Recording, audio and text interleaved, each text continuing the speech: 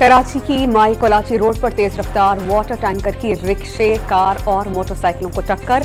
हादसे में 3 अफराद जख्मी। मुश्तल अफराद ने टैंकर के शीशे तोड़ दिए। ड्रिग रोड पर मुसाफिर बस उलट जाने से मुतादिद अफराद जख्मी हो गए। बिजली की कीमत में 6 से 7 रुपए की यूनिट कमी का इम्कान। वजीर आजम कल कौम से खिताब में खुशखबरी सुनाएंगे।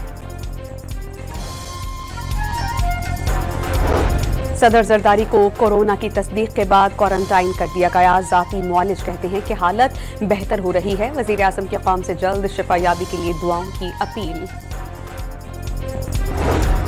वजीर दाखिला मोहसिन नकवी की नून लीग के सदर नवाज शरीफ और वजीर आला पंजाब मरियम नवाज से मुलाकात। खारजी दहशतगर्दों से निपटने के अज़्म का वादा। अमन व अमान में बेहतरी के लिए मरबूत कोशिशों पर इत्तेफाक।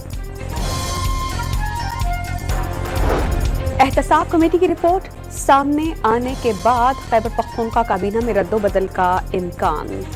स्पीकर के खिलाफ कार्रवाई होगी। वज़ीर आला गंडापुर ने बानी पीटीआई को एतमाद में ले लिया।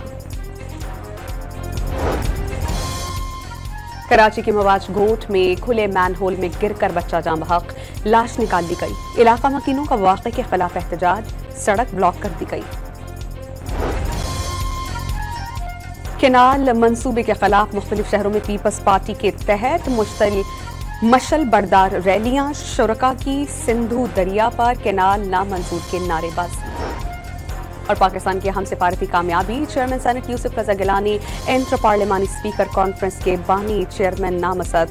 बाज़ाब्ता तकरीब वर्ल्ड समिट के दौरान मुनाकिद होगी।